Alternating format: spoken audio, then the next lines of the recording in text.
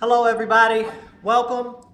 We appreciate you coming out today on this beautiful Saturday. We're here in front of City Hall in Rochester, New York. We're working to stand up against laws that just got passed in City Council that they snuck in underneath our noses that they are adding to these sanctuary city policies. These laws say that men can be in the bathroom with women and little girls, and that's not okay.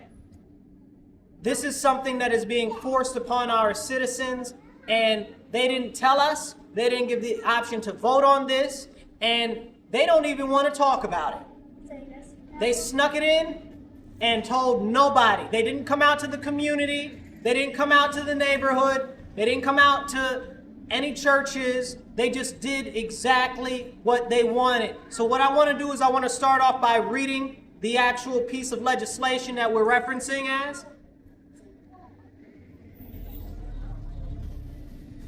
So it says, it will be unlawful due to discrimination for any person being the owner, lessee, proprietor, manager, superintendent, agent, or employee of any place or public accommodation, resort, or amusement to directly or indirectly deny access to a public bathroom, locker room, dressing room, or bathing facility. That's serious. That is designated for a gender that is most consistent or most closely aligned with the patron's gender identity or expression. Restrict the use of single-use bathrooms to a particular gender or require transgender individuals to use only single-use bathroom. And then it goes on to some other stuff which is equally is not good, but that's the real serious problem of the whole situation. But it goes on to say also, deny access to a community or recreational activity that has reserved or assigned to a gender that is consistent with a patron's gender identity or expression. Deny access to athletic activity or game that is reserved for a gender that is consistent with a patron's gender identity or expression. Deny health care, including but not limited to reproductive health care and health care that affirms patient's gender identity and expression. And it goes on to a whole bunch of other stuff as well. Now, the most important part of this whole situation is that, hey, how you doing? The most important part of this situation is that they didn't tell us that any of this was going in there. They just kind of did it and slid it in there under sanctuary cities. We understand being caring and compassionate to other people, but what about everybody else that doesn't want to see men in women's bathrooms? What about all the families with daughters and nieces and grandchildren? What about them? Don't they matter? Are they not important?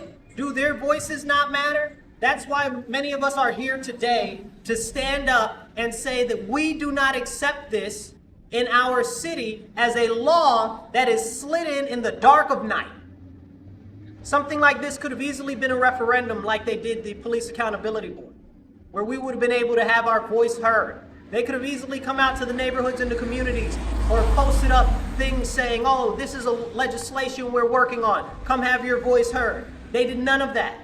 None of that happened whatsoever. The worst thing of all about this whole situation is this was passed 9-0. 9-0. So what we're working on and asking for is we want this portion pulled out of the law. We want 1 through 4, we want it pulled out. Okay? This is problematic. Okay? Because it doesn't say, they'll try to push it to you and they'll say, oh, well, it's about alphabet people. It's got nothing to do with alphabet people. It said clearly right there that it's about gender identity, that it's about gender expression. Now, let's break that down, because people say, oh, well, it's not about men. It's not about allowing men to be in women's bathrooms, but it does. That's exactly what it says right there. Gender identity is you stating out your mouth that you believe that you are a certain gender, or you saying that you are a certain gender. And in the law, it says that we can't even question that. Now, this is a very, very, very serious and concerning situation. Because not only is it social and cultural norms that are being rewritten by our elected officials. It's also a lack of responsiveness to the greater whole of the community instead of just the 10 nonprofits, almost all of which are getting money from the city. So you got to ask a question, are the hands really clean there? Because that's very questionable. 10 nonprofits are the ones who push this to represent our whole community, to represent all of the people of sound mind and sound body in our city, to represent all of the people who call themselves Christians, to represent all of the people who say that they're Muslim, to represent all of the people in our whole city, to represent all of the black community, to represent all of the Puerto Rican community, to represent all of the white community, to represent everyone as a whole. They said that this is what we believe as a city, and that was out of their mouth. That was the words from them on city council when they voted for that. I'd never vote for anything like this.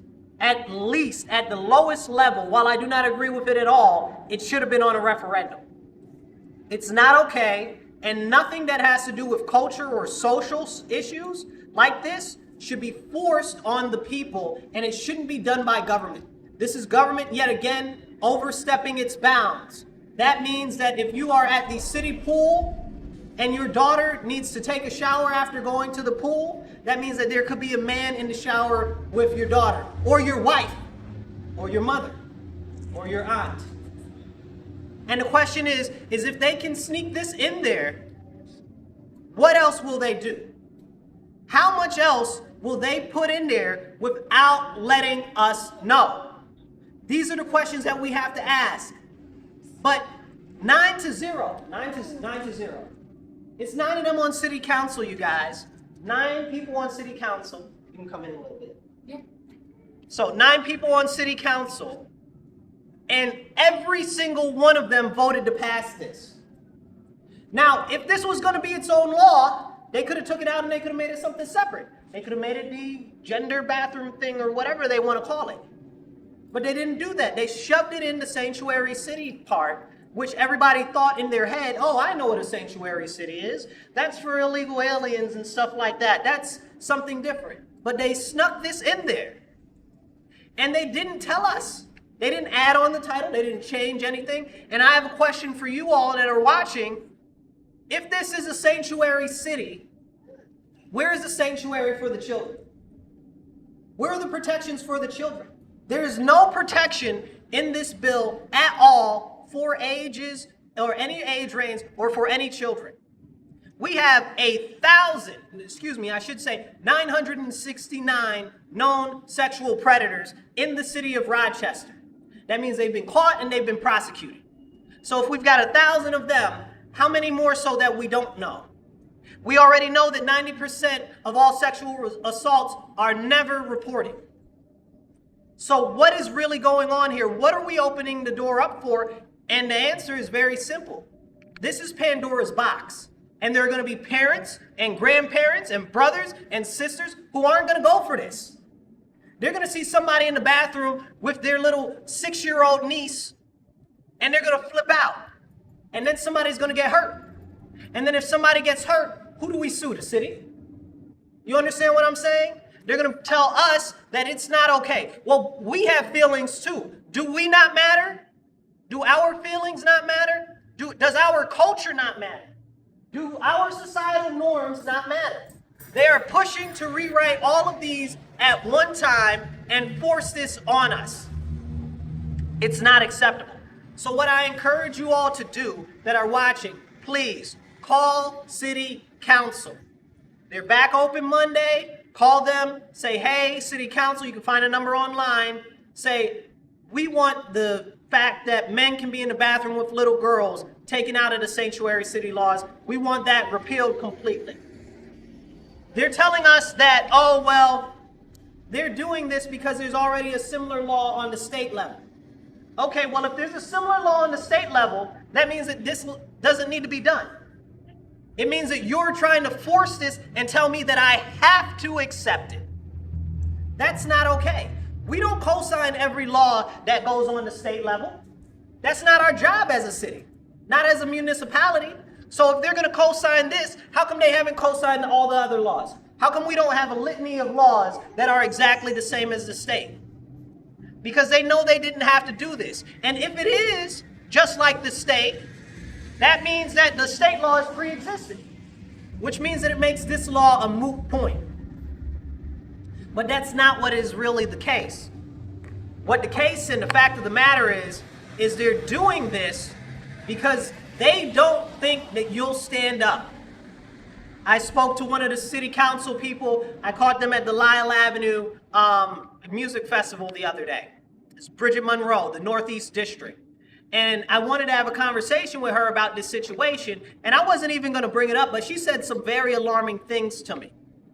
The first thing I had told her, I said, Miss Bridget, I said, we want this law taken out of this sanctuary city policies because this doesn't represent the will of the community.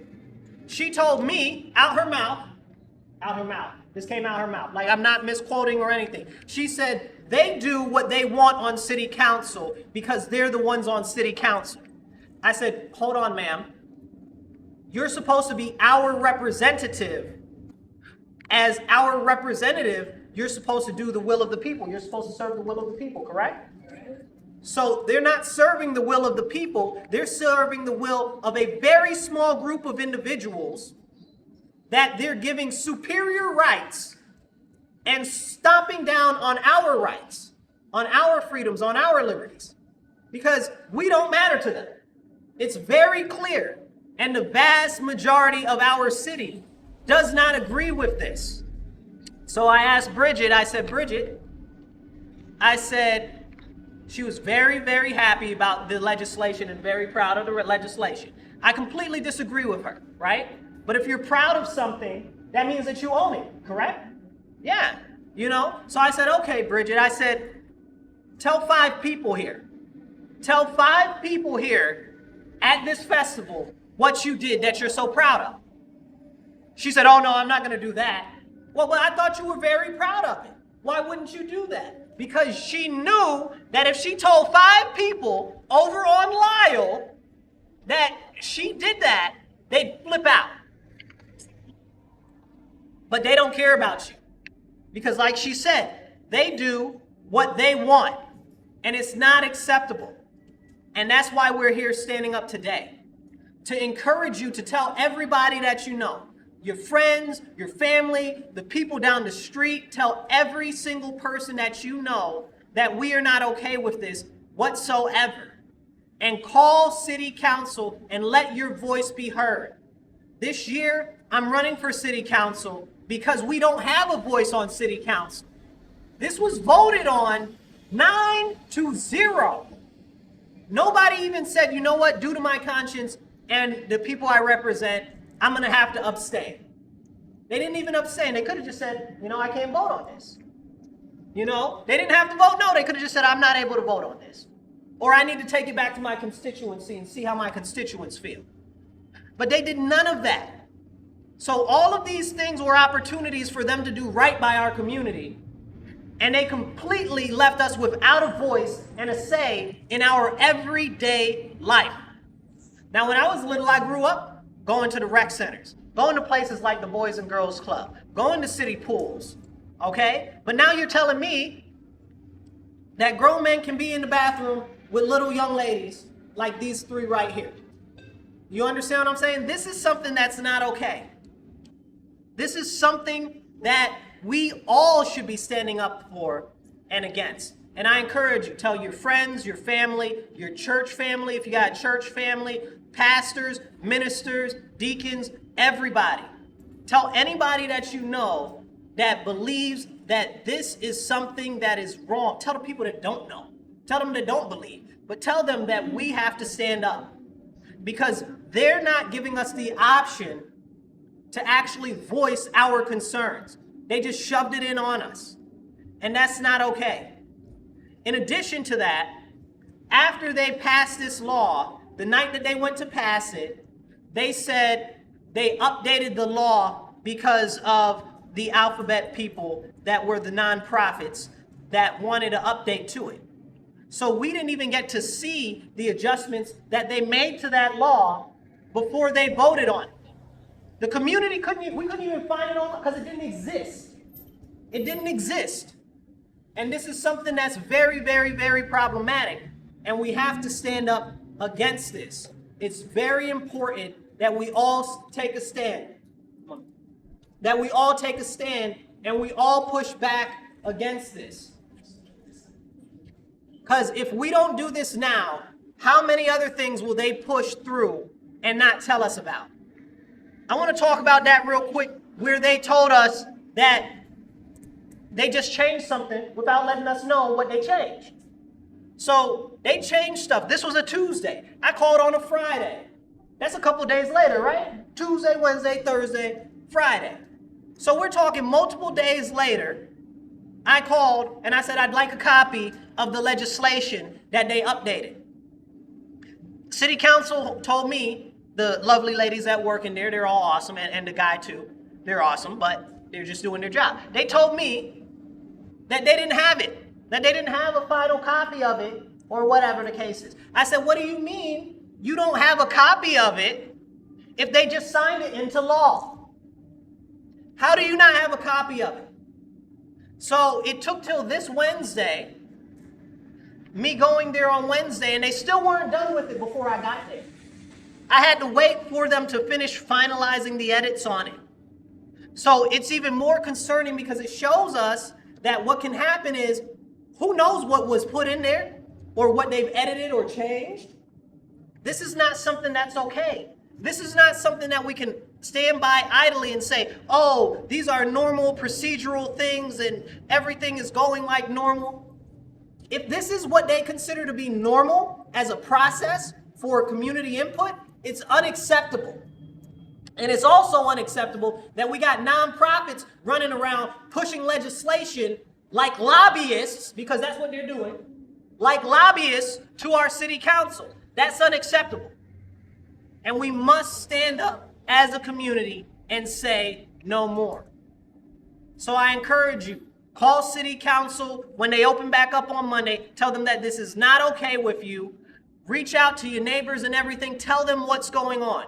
This is our first step, our first protest. We're going to keep pushing on this, okay? We're not going to let this go, because when it does start to happen, okay, people are going to get hurt and people are going to be very concerned for their safety. Where is the safety for young ladies?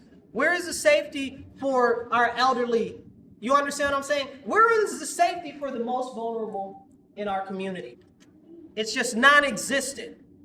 And we deserve better. We deserve much better. We deserve legislators that will listen to us, that will take our input, not just push whatever they want or whatever their benefactors push. This is something that is too big of an issue and has too many problems around the whole inception and implementation of what they have done for us to overlook. I'll recount a few. One, they did this essentially in secret and didn't bring it to the public's attention. Two, we had no opportunity to vote on it or voice our opinion on it. Three, when they finished it, we couldn't even get a copy of it, the legislation that they finished on, or the copy that they voted on. So we wouldn't have even known the day that they did it, what it actually said fully. Four, now they are forcing this on businesses and people in our city, and we have to understand that the majority of our city does not agree with this. And we have to stand up. Additionally, we have to think about what happens when we've got people that are coming from other states and other places across the country. We don't know who they are. We don't know what their intent is. But I'll tell you what, we have a lot of missing people here in our city, and city council doesn't address that. We've got a serious missing persons problem, especially missing youth and young ladies. But nobody talks about that at all. We've got so many missing, in fact, that are not able to be found on the internet or anywhere, that there's no way that they could have just ran away.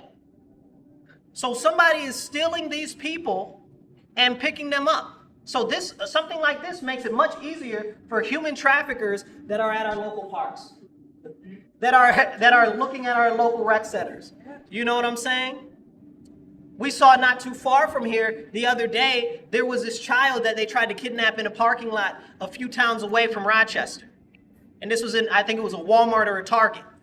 You understand? Broad daylight. Hundreds of people there. So how much more a area where you might be at a park and you have the little restroom and you say send your niece or daughter over there. You say, oh, go ahead. And then poof, they're gone forever. Now, people might say, oh, well, that's a little overzealous. We don't have any record of any sexual assaults happening or kidnappings happening. Well, you know what else we don't have a record of?